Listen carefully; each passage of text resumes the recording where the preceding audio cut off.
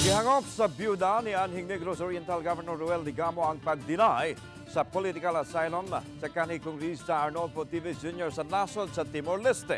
Kahinumduman gibahibaw sa Department of Foreign Affairs ang kumpirmasyon gikan sa gobyerno sa Timor-Leste ang pag-deny nila sa application for political asylum sa Kanhi opisyal. Si Teves gitanggong karon sa mga nasod humana sikop niya itong Marso sa mga operatiba kay dito nagtago-tago.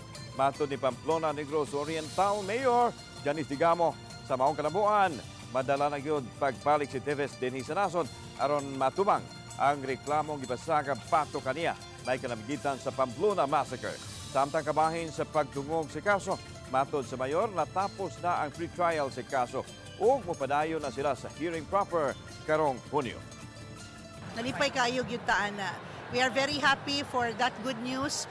That goes to show that we have neighbors na concerned sa welfare sa iyang silingan.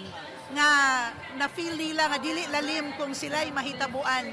Unya dili magtagad ang ilang silingan. So, sa mapasalamaton kayo, we are very grateful to the President of Timor-Leste as well as to the President of our Republic who's constantly been updating no kung unsag yung mga panghitabo.